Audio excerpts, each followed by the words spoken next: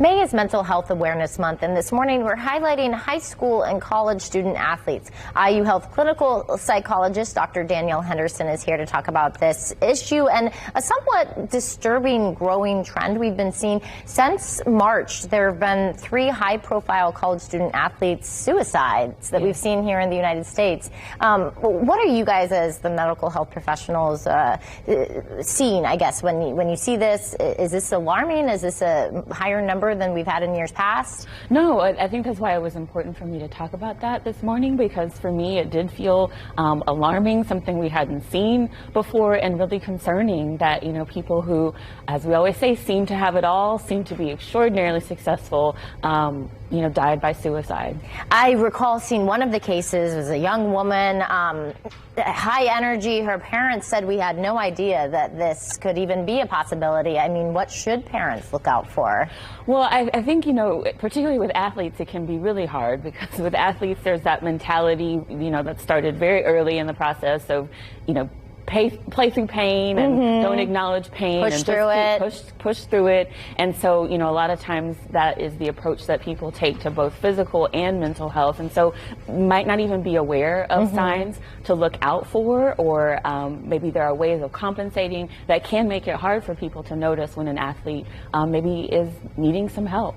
And athletes themselves, I mean, what should they be looking out for if a student is watching this? Any signs? No, sure. So I think, you know, kind of the hallmark things, if you're noticing you're not getting enjoyment out of being part of your sport anymore, or being with your teammates, if you're feeling down or depressed, low mood, if you're noticing changes in your appetite, if you're noticing changes in your energy. Now, obviously, as an athlete, you're working out very hard, and so maybe your experience of fatigue might be different, but if it feels a little more fatigue than what you typically would experience, then maybe that's a concern. And of course, if you're feeling like you'd be better off dead, or thoughts of harming yourself, then definitely concerns and time to speak with someone. You know, doing sports gives us endorphins, lifts us up in a lot of ways, but do you think athletes are more prone to this because maybe they hold themselves to a certain standard? Yes, there are extraordinarily high expectations for athletes, both within themselves, their family, the society. I think one thing we were talking about off camera was social media, the role that this may play in that. I think we have extraordinarily high expectations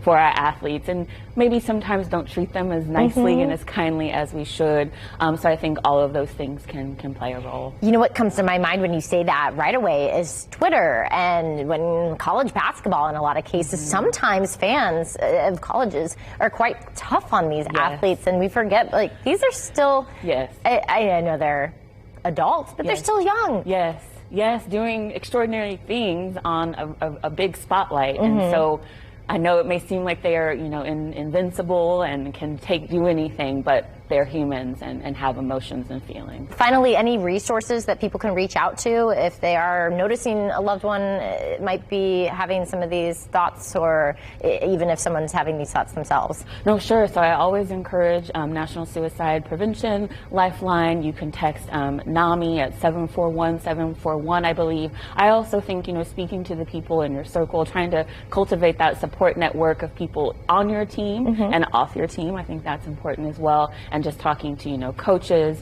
and the adults and people who care for you in your life. Yeah, and sometimes just saying, hey, how are you doing, goes a long way. Yes.